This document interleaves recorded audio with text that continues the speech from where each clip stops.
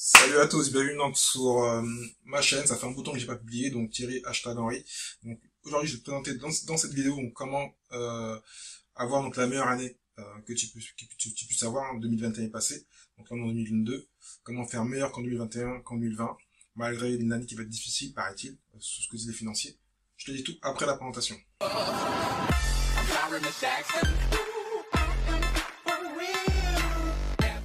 Donc, si tu ne me connais pas, donc Thierry du podcast donc l'entrepreneur lifestyle, la chaîne YouTube depuis environ 4 ans, le blog thierry-du6henry.fr, enfin affiliation, e-commerce, un peu de dropshipping, un peu de print de moi, enfin tous les business en ligne, plus des business parce que ça fait, moi j'ai 45 ans, ça fait donc bientôt presque 18 ans que j'entreprends, j'ai commencé en 2003.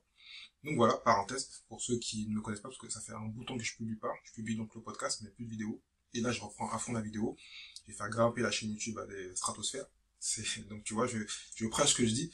Donc on va avoir une grosse année sur YouTube. Donc on va commencer par 6 points. Donc, le premier que tu connais, qui est un peu logique et classique, c'est commencer par ton why. Oui, l'année dernière, tu avais un pourquoi. Donc sois pas étonné si je parle un peu anglais des fois, hein, c'est mon habitude, je parle toujours anglais tous les jours, donc c'est peut-être pour ça. Donc commencer par ton pourquoi. T'en avais un l'année dernière, ça se peut qu'il a changé, ou il est pas assez calibré. Donc il va falloir donc trouver ton pourquoi, quel est ton pourquoi, tes enfants, changer de situation, te venger de certaines personnes. J'ai déjà fait une vidéo, il y a un podcast dessus. Des fois, tu peux avoir comme pourquoi et motivation, dire voilà, les gens ont dit que j'étais bête, que je pouvais pas faire ça. Enfin, t'as raison. Il faut te la mettre sur papier, te motiver, te la répéter, la regarder matin, midi et soir, plusieurs fois. Moi, je préfère quand c'est écrit, et même quand c'est audio, parce que moi, j'adore l'audio. Donc, tu mets ton pourquoi sur papier et aussi sur audio, tu le réécoutes, tu te remotives, parce que tu vois là, pendant qu'on est là, la vidéo, je la fais en début d'année, elle va être publiée peut-être dans quelques jours. La plupart des gens qui ont dit qu'ils vont arrêter quelque chose, déjà après une semaine, c'est oublié. Ils se sont fait ah, je vais arrêter de fumer, j'ai commencé le sport, à la fin décembre. 10 jours après, l'objectif a disparu. Voilà, ça il y a des gens qui sont comme ça malheureusement. Je suis pas là pour juger. J'allais dire ça a dû m'arriver, non, je suis pas bon genre. Quand je me mets un truc, je fais tout pour le faire. Je dis pas que j'arrête, parce que l'année dernière, sur tous les objectifs que j'avais misé, peut-être le 3/4 ont été faits. Il y en a des gros que je voulais qui n'ont pas été faits, c'est pas grave. Je vais les replacer, je vais les recadrer, d'autres que je vais retirer, d'autres que je vais, voilà. Mais, on évolue. Et en plus, pour le faire, moi, ce que je fais, je le fais au trimestre. Mais ça c'est un autre point après, donc je vais t'en parler après. Donc, le premier point, occupe-toi donc de ton pourquoi, clarifie-le, prends ton temps, écris-le un peu partout, mets-le donc s'il faut sur ton bureau donc d'ordinateur pour le voir tous les jours, n'aie pas peur des autres, t'occupe pas des autres, mets-le sur audio, écoute-le donc le matin et le soir, et tu sais que tu vas rester dans le truc. Et si tu veux encore faire mieux, dis-le haut et fort à 3-4 personnes, des gens bien sûr, des gens qui vont t'aider, hein, ne dis pas à n'importe qui, et eux ils vont te le rappeler. Ah, tu m'as dit que tu allais faire ça. Moi il y a un an et demi, j'ai déjà écrit un livre, j'ai dit à d'autres gens, j'ai dit aussi aux amis, je l'ai fait. Il y a d'autres choses que j'ai fait comme la formation, même si je m'en suis pas occupé, mais je l'ai quand même faite. Il y a plein de choses comme ça, donc il vaut mieux le partager à des gens qui vont te challenger, te dire voilà, t'as dit que tu le fais, faut que tu le fasses. Et donc tu vas te sentir redevable. Donc voilà. Passe au deuxième point. Donc le deuxième point, moi je dirais donc te dire que c'est possible. Parce que tu peux te mettre des objectifs, dire que moi demain je peux dire que je vais être milliardaire en un an. Ah, c'est bien, c'est une bonne idée, mais ça va pas se faire. Par logique, ça va pas se faire. Donc tout est possible dans l'entrepreneuriat, dans la vie, tout est possible. Mais il faut qu'il y ait un peu un sens. Donc il faut vraiment te mettre des choses qui sont possibles. Croire que c'est possible. Moi je crois que c'est possible de devenir milliardaire, mais sur 10 ans, 15 ans, 20 ans. Il y a des stats pour le montrer. En un an, c'est rare, ça n'arrive quasiment jamais. C'est jamais arrivé, je crois même. Voilà, mais sur 5 ans ou 10 ans, c'est possible. Donc, dans tous les cas, c'est pas mon objectif, c'est pas mon pourquoi, donc je m'en fous. Mais c'était pour donner un exemple. Il faut mettre des choses qui sont possibles, que tu crois possibles, que tu sens possibles. J'ai pas la capacité, j'ai pas les compétences d'un milliardaire. D'un millionnaire, c'est sûr.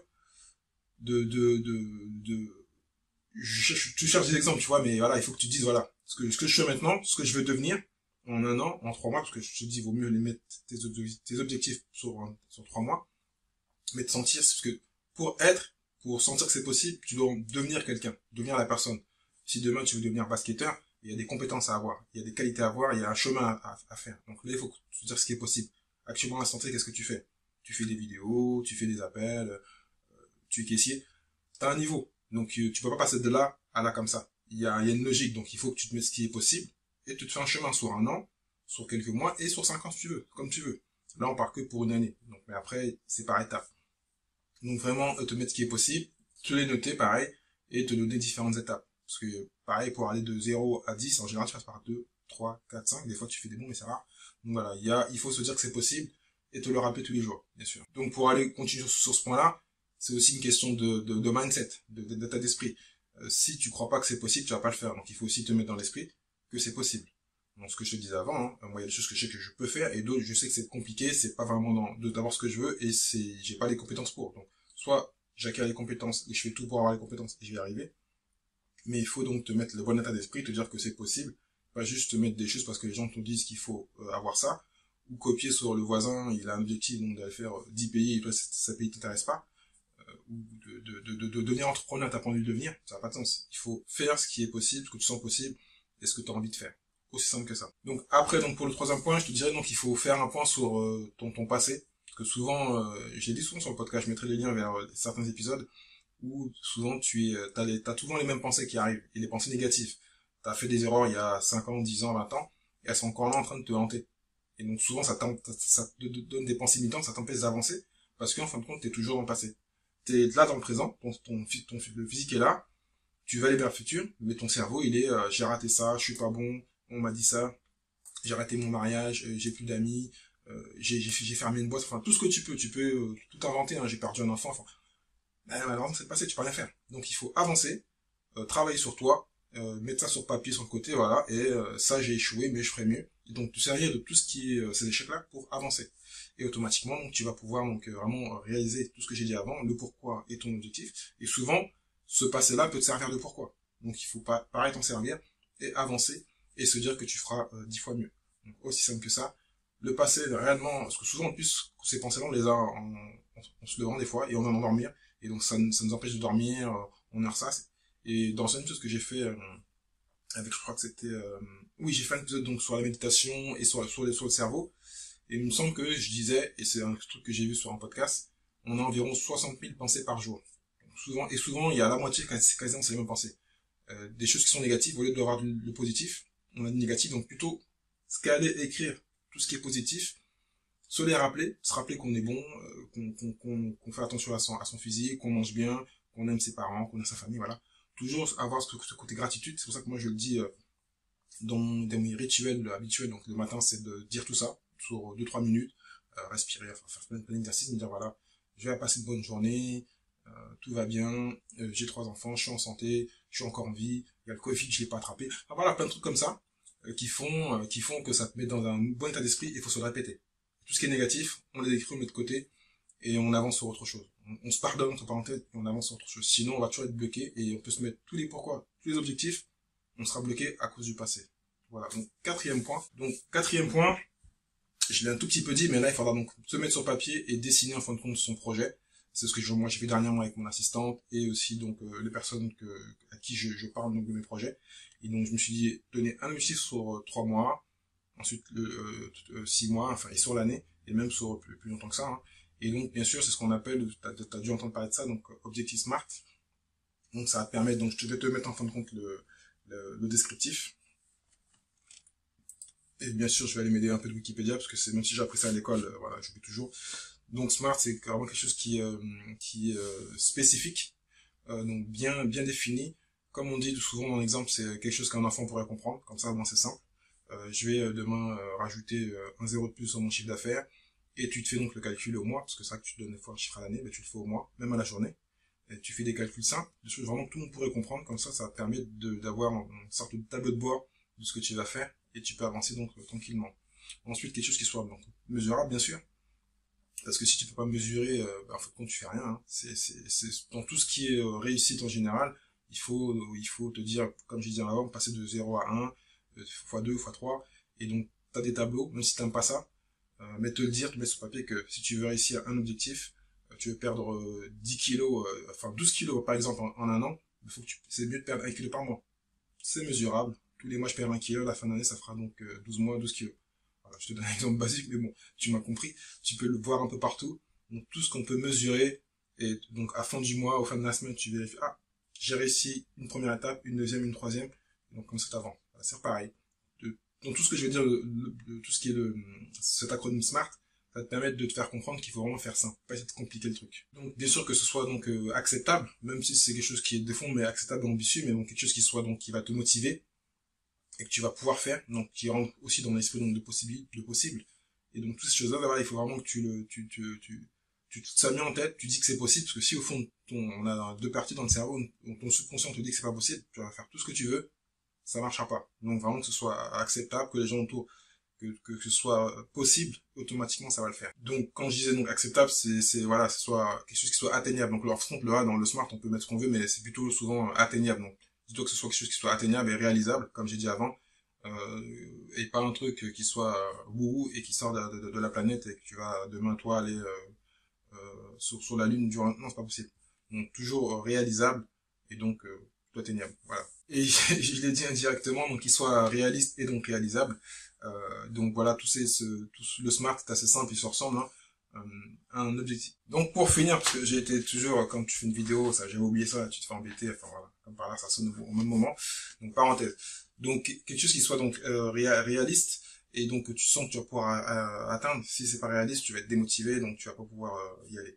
Et temporel, donc smart enfin t'as plusieurs notions, donc moi je dis temporel parce que donc il faut avoir une limite dans le temps.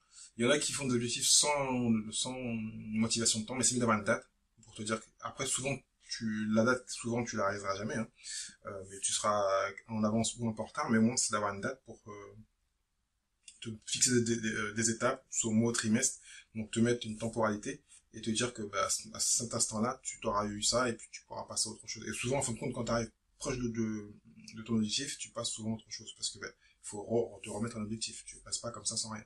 Voilà. Il faut toujours avoir un but et donc c'est le but donc de la temporalité pour fixer ensuite un autre. Voilà. Donc le dernier point, c'est le plus intéressant. Ou l'avant-dernier. Il faut maintenant que tu fasses que tout se passe. Hein. Voilà, tout simplement, il faut que tu mettes les choses en action et donc tu te mettes une vision, comment tu vas le faire, de quelle façon et quel outil. Est-ce que tu vas te faire aider par un coach? Est-ce que tu vas suivre les pas de quelqu'un qui a déjà réussi avant toi? Par exemple, tu vas faire du e-commerce. Tu regardes sur internet, il y a 2-3 grands coachs, ben, tu prends leur formation et tu te suis et tu te cales dans le sillon qu'ils ont déjà tracé. Demain tu veux faire de la danse, ben, tu regardes les meilleurs danseurs, tu deviens un coach, tu te fais assister, soit tu prends leur formation, soit tu vas à leur cours, soit tu te fais assister, et automatiquement, ça devrait le faire. C'est pas une obligation, mais c'est mieux que de le faire tout seul, de réfléchir tout seul, et d'essayer de tout faire tout seul. Donc toujours penser à se faire aider. Moi je le répète souvent, le coaching, ce que je vais dire bientôt sur mon podcast, donc la vidéo peut-être sort demain, donc le jour où tu l'auras après le podcast, faire de l'auto-coaching que je vais développer plus parce qu'il y a plein de gens qui m'ont posé la question de comment s'auto-coacher, parce qu'ils n'ont pas les moyens de se payer un coach à 5 à 10 000 euros, un coach c'est pas donné. Donc après, comme j'ai dit sur notre vidéo, soit tu prends les bouquins de ceux que tu apprécies pour suivre, parce que le bouquin coûte entre 20 et 30 euros. Après, tu as différentes étapes. Hein. Après, donc tu as bien sûr la chaîne YouTube ou le podcast ou le blog. Donc tu lis tout ce qui existe sur cette personne-là et sur ce qu'il fait. Puis après, la formation qui est souvent entre 200, 300, 500 000 euros, 2000 euros. Et puis après, tu as le coaching. Voilà. Ou les séminaires. Mais quand actuellement les séminaires c'est un peu compliqué, webinaire et coaching. Donc voilà, j'espère donc que tu as bien suivi. Hein. Trouver donc ton pourquoi, te dire que c'est possible, mettre un objectif donc réalisable, enfin smart. Hein. Voilà, je te mettrai donc tous les éléments en dessous par rapport à ça. Le planifier en fin de compte tout ça, hein, donc planifier donc ta réussite simplement et faire que tout se passe. Est-ce que j'ai oublié un truc? Ah si, le plus important aussi, faire que donc tu fasses un point donc sur toi-même et sur ton passé et que tu essaies donc tout faire pour éviter donc d'avoir ces pensées limitantes et donc d'ouvrir en fin de compte ton esprit à tout ce qui est possible maintenant et dans le futur. Et souvent, tu es limité par le côté passé, les erreurs du passé, les choses qui te hantent. Vraiment, c'est vraiment le moment qui te hante et qui t'empêche d'avancer. Donc voilà. Merci à toi. Donc il y aura d'autres vidéos comme ça. J'ai pas vraiment mis de date parce que maintenant je passe par un logiciel qui va me dire quand est-ce qu'il faut publier. Je publie avant mardi. Il dit que c'est pas bon. Donc on va le suivre. Et puis donc je ferai peut-être 1 ou 2 vidéos par semaine, plus le podcast. Et aussi donc aussi même le blog on reprend parce que j'ai maintenant une assistante. Donc on va maintenant rester en équipe et faire grandir l'équipe réellement. Et faire exploser, comme le podcast, la chaîne YouTube. Donc je te dis à très bientôt. Ciao, ciao. Et n'hésite pas à commenter surtout. Ciao, ciao.